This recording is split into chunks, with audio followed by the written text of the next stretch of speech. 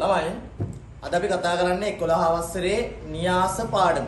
න්‍යාස පාඩමේ සමචතුරාස්‍ර න්‍යාස කියන කොටස. සමචතුරාස්‍ර න්‍යාස. මොකද මේ සමචතුරාස්‍ර න්‍යාසයක් කියන්නේ? සමචතුරාස්‍ර න්‍යාසයක් කියන්නේ පේලි ගානක් තීරු ගානක් සමානයි නම් අපි ඒකට කියන මොකද්ද?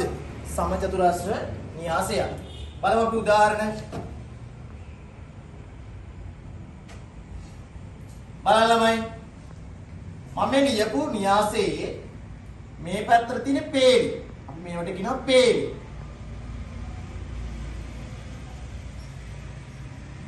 මේ අතර තියෙන ඒවට අපි කියනවා තීරු.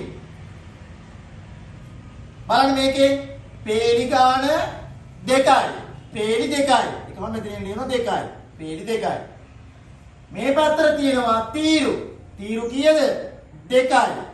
පේලි දෙකයි තීරු දෙකයි. පේලි ගානයි තීරු ගානයි සමානයි. මෙන්න මෙතන මෙන්න මෙහෙම ලියන එකට අපි කියනවා න්‍යාසයක ඝණය කියලා. න්‍යාසයක ඝණය. න්‍යාසයක ඝණය කියලා අපි කියනවා. හරි. බලමු අපි තව උදාහරණයක්.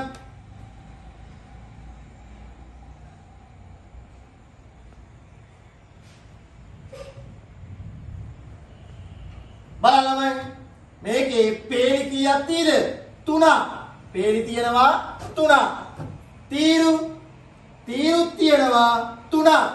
එහෙනම් 3 ගුණ කිරීම 3. එහෙනම් න්‍යාසයක ඝණයෙන් අපිට හිතා ගන්න පුළුවන් මේක සමචතුරාස්‍ර න්‍යාසයක්ද නැද්ද කියලා. එතන මොකද්ද සමචතුරාස්‍ර න්‍යාසයක් කියන්නේ? පේලි ගානක් තීරු ගානක් සමානයි නම් ඒක මොකද්ද? සමචතුරාස්‍ර න්‍යාසයක්. හරි. මෙතන ලියා ගන්න ළමයි.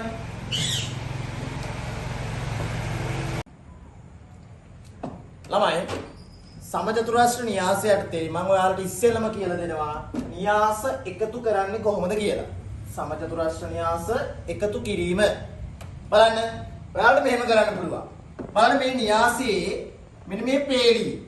මේ උඩම තියෙන පේලි. මුලින්ම තියෙනවා අපිට 2. ඊළඟට ඊළඟ න්‍යාසයේ උඩම පේලියේ මුලින්ම තියෙනවා 4. ඔයාලා මෙන්න මේ දෙක එකතු කරනවා. 2යි 4යි කීයද? 6යි. ඒ දෙක එකතු කරලා මෙන්න මෙතනින් ලියනවා. 2යි 4යි 6යි. අපි ඊළඟට යනවා ඒ පේලියේ ඉස්සරහ තියෙන පදයට. මම එක ත්‍රිකෝණ ලකුණක් දාන්නම්. ඔන්න මෙතන 1. ඊළඟ න්‍යාසයේ ඉස්සරහ තියෙනවා 2. දැන් ඔයාලා කරන්න ඕන මේ දෙක එකතු කරනවා. 1යි 2යි කීයද? 3යි. ඔය සංඛ්‍යා දෙක එකතු කරාම එනවා 3යි කියලා. දැන් අපි යම් පල්ලෙහා තියෙන පේලියට. බලන්න. මෙතන තියෙනවා 3. මෙතන තියෙනවා 1. 3යි 1යි එකතු කරාම 4යි. 3යි 1යි 4යි. ඊළඟට මෙන්න මේ පදයයි අපි එකතු කරනවා. 2යි 3යි 5යි. එහෙනම් ඔන්න අපි සමචතුරාස්‍ර න්‍යාසය එකතු කරා. ඔන්න ඔය විදිහට අපිට පළවෙනි උදාහරණයේ උත්තරේ එනවා. හරි. බලමු අපි දෙවෙනි ගානත් ඔහොම. මේ පළවෙනි ගානේ සමචතුරාස්‍ර න්‍යාසයේ පේලි ගානයි තීරු ගානයි සමානයි.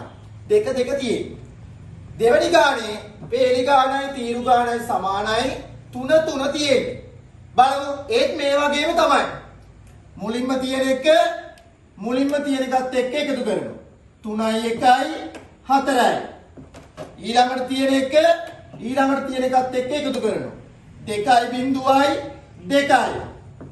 ඊළඟට තියෙන එකත් එක්ක එකතු කරනවා. 1යි බිංදුවයි 1යි. දැන් ඔයාලට රටාව තේරෙනව නේද? අපි මේ විදිහට ටිකක් කරමු බලන්න. 1යි 2යි 3යි. 2යි 1යි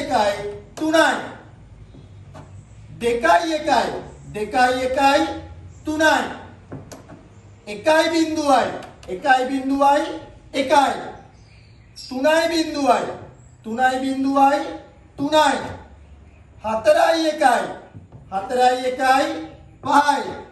1යි 3යි 4යි. ඔන්න ඔය විදියට මේ උදාහරණයටත් පිළිතුර එනවා. බලන්න සමචතුරාස්‍ර න්‍යාසයක් එකතු කරන විදිය. මේක අපිට ලේසි. හරි. ඔයාලා මේක ලියා ගන්නකො මම ඊළඟට අඩු කිරීම වලට කියලා දෙන්න. ළමයි දැන් අපි න්‍යාස එකතු කිරීම කරා. දැන් බලමු අපි න්‍යාස අඩු කිරීම මම මේ උදාහරණ දෙකම අරගෙන ඔයාලට සුළු කිරීම කරලා පෙන්නන්න. බලන්න. දැන් මේකත් අර එකතු කරා වගේම මුලින්ම තියෙන පදය මෙතන මුලින්ම තියෙන පදයෙන් අඩු කරනවා. දෙකෙන් අඩු කරන්න ඕන කීයක්ද? 4ක්. මේ බලන්න. දෙකෙන් අඩු කරනවා 4ක්. වැඩි සංඛ්‍යාව 4. 4න් දෙකක් කීයද? 2යි. වැඩි එකේ ලකුණ ඍණ. එහෙනම් වැඩි සංඛ්‍යාවෙන් අඩු එක අඩු කරලා වැඩි සංඛ්‍යාවේ ලකුණ දානවා. එහෙනම් මෙතනට එනවා ඍණ 2. ඊළඟට එකෙන් අඩු කරනවා 2ක්. බලන්න ළමයි. 1 අඩු කිරීම 2. දෙකෙන් එකක් අඩු කරාම 1යි. වැඩි එකේ ලකුණ ඍණ. එහෙනම් මෙතනට එනවා ඍණ 1යි. බලන්න ඊළඟට මෙතන තියෙනවා 3.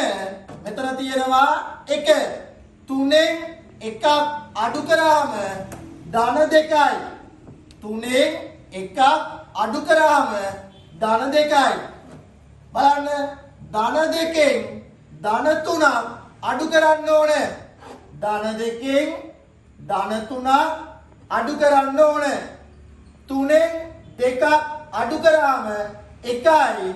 වැඩි එකේ ලකුණ ඍණ. එහෙනම් මෙතනට එනවා ඍණ 1යි කියලා. එහෙනම් ඔන්න අපි න්‍යාස අඩු කිරීම කරා පළවෙනි ප්‍රශ්නේ උත්තරය ආව කීයද? ඍණ 2 ඍණ 1 2 ඍණ 1. බලන්න ළමයි ඔහොම අපි දෙවෙනි උදාහරණයක්.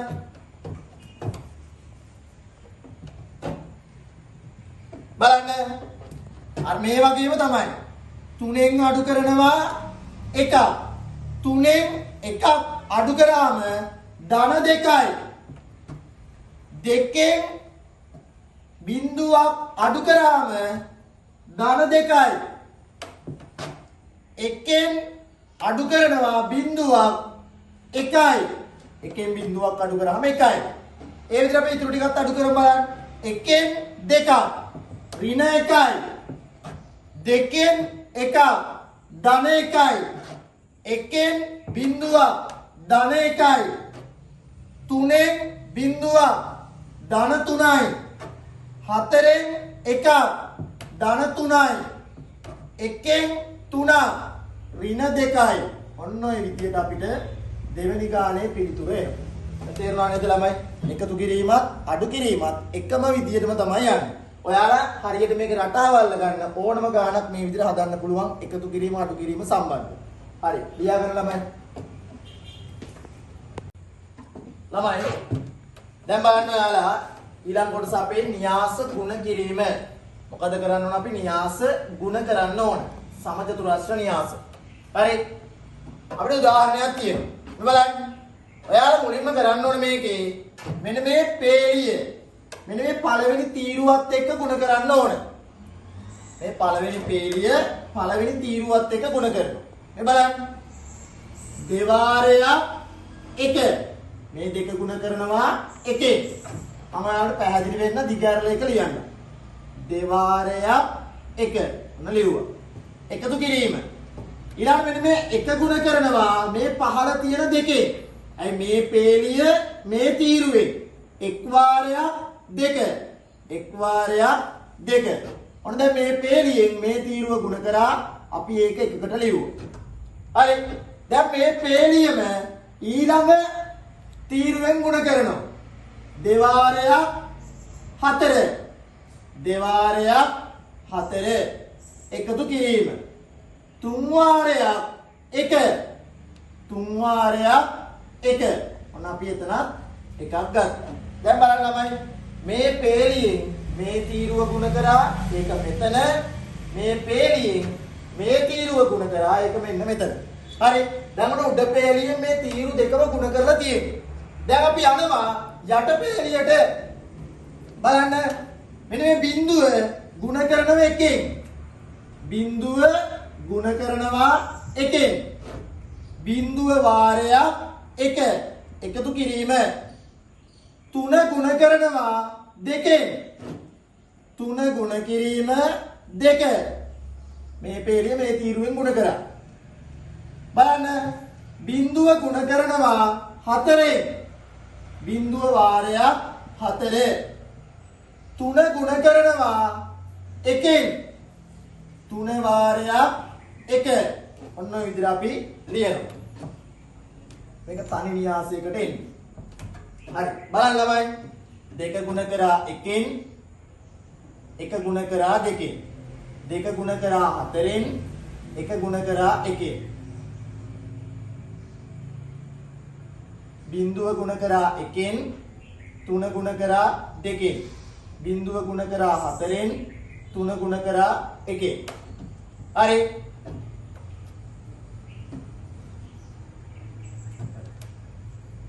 ඔන්න බලන්න ළමයි මෙතන 1 තමයි 1න් ගුණ වෙන්නේ මම මෙතන පොඩ්ඩක් පරද්දලා ලියලා තියෙන්නේ මෙතනට එන්න ඕන 1 කියලා හරි බලන්න ළමයි එයා මේක සුළු කරමු දෙවාරයක් 1 2යි එක් වාරයක් 2 2යි දෙවාරයක් 4 8යි එක් වාරයක් 1 1යි බිංදුව වාරයක් 1 බිංදුවයි තුන් වාරයක් 2 6යි බිංදුව වාරයක් 4 බිංදුවයි තුන් වාරයක් 1 3යි අර තව න්‍යාසයකට ගන්න ඊළඟට ආයෙ මේක සුළු කරනවා 2යි 2යි 4යි 8යි 1යි 9යි බිංදුවයි 6යි 6යි බිංදුවයි 3යි 3යි ඔන්න ඔය විදියට අපිට පිළිතුර එනවා බලන්න ළමයි න්‍යාස එකතු කිරීම අඩු කිරීම තරම් න්‍යාස ගුණ කිරීම ලේසි නෑ හරියට ඔයාලා රටාවල් ගන්න පළවෙනි පේලිය පළවෙනි තීරුව පළවෙනි පේලිය දෙවෙනි තීරුව දෙවෙනි පේලිය පළවෙනි තීරුව දෙවෙනි පේලිය දෙවෙනි තීරුව ඔන්න ඔය විදිහට රටාවල ලියාගත්ත ගුණ කිරීම ටික කළා මේ විදිහට උත්තරේ ගත්තා. ඔයාලා ගණන් හදලා හුරු වුණාට පස්සේ මේව ලියන්න ඕනේ නැහැ. එකපාරින්ම අපිට මේ උත්තරේ ලියන්න පුළුවන්. හරි. දැන් ඔක ලියා ගන්නකො ළමයි. ළමයි. දැන් ඔයාලට මම මේ පාඩමේ න්‍යාස එකතු කිරීම, සමචතුරස්‍ර න්‍යාස එකතු කිරීම, සමචතුරස්‍ර න්‍යාස අඩු කිරීම, ඒ වගේම ගුණ කිරීම කියන කොටස් තුනම ආවරණය කරා. දැන් ඔයාලට බෝඩ් එකේ ගානක් දාලා තියෙනවා. බලන්න. A කියන න්‍යාසය 2 1 3 2. B න්‍යාසය ඍණ 1 බිංදුව 3 1. යන න්‍යාස සැලකූ විට අපිට මුලින්ම කියනවා A ධන B සොයන්න. ඒ කියන්නේ මේ A කියන න්‍යාසය එකතු කිරීම B කියන න්‍යාසය සොයන්න. මම ඔයාලට කියලා දුන්නා. දෙවෙනි ගාන බලන්න. 2යි A ඍණ B. ඒ කියන්නේ දැන් මම ඔයාලට කියලා දුන්නේ A ඍණ B වගේමනේ. 2යි A කියලා ගාන වෙනස් වෙන්නේ නැහැ. ඔයාලා කරන්න ඕන මේ A කියන න්‍යාසය සම්පූර්ණයෙන් ගුණ කරනවා කියන්න දෙකෙන්. ඒ කියන්නේ දෙවාරයක් 2 4යි. දෙවාරයක් 1 2යි. දෙවාරයක් 3 6යි. දෙවාරයක් 2 4යි. අන්න ඒක ලියා ගන්න මෙතනින්.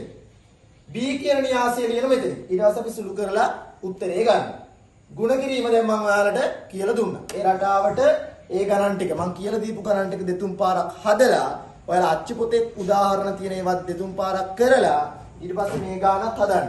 ඊළඟට ඔයාලා 2015 ඉඳන් පාස් පේපර් ගණන් ටික ගන්න. න්‍යාස ගණන් ඇවිත් තියෙන ඒවා ඔක්කොම ටික 2023 වෙනකන් සම්පූර්ණයෙන්ම සුද්ධ කරලම දාන්න. ඔයාලට තව එක්සෑම් එකකට තියෙන්නේ මාස 3යි. දැන් නොවැම්බර් පටන් ගන්නවා මාස 3යි තියෙන්නේ. ඔය මාස 3 උඹලා ගහන්න පුළුවන් ගේම උපරිමයෙන් ගහපල්ලා. එක පොඩ්ඩක් නිකන් ඉන්න එපා. ක්ලාස් ඵලයල්ලා, ඉස්කෝලේ ඵලයල්ලා, ගෙදර ආවා, වැඩ කරා දෙන්න පුළුවන් උපරිම බර දාලා මේ මාස 3 ගේම ගහපල්ලා. ඊට පස්සේ මාස 3න් පස්සේ උඹලට ගන්න ආතල් එකක් ගන්න පුළුවන්. මේ ටික දාන්න පුළුවන් උපරිම බර දාලා, උපරිම කැපුවීම, උපරිම ගැම්මෙන් දෙන්න පුළුවන් උපරිම මොරාල් එක දාලා, උපරිම ගැම්මෙන් ගහන්න පුළුවන් උපරිම මැච් එක ගහපල්ලා. ගහලා කොහොම හරි ගණන් වලට ඒකක් එක්ක අනිත් විෂයුත් ගොඩ දාගෙනම ගණන් වලටත් ඒකක් ගන්න. මේ මම කියලා දීපු න්‍යාස ටිකත් ඔයාලට දායක වෙයි කියලා හිතලා මම මේ ඔයාලට ඉතා ගෞරවයෙන් කිව්වා ඔයාලා උපරිම ගැම්මෙන් දාලා උපරිමයෙන් වැඩ කරන්න. ඔයාලගේ ඉස්සරහා මුළු අනාගතේම තීරණය ඔය ඔයාලගේ එක්සෑම් එකත් එක්ක. ඔය හැම දෙයකම තියෙන ඔයාලට මාස 3යි. ඔය මාස 3 උපරිම බර දාලා වැඩ කරපළා. හරි.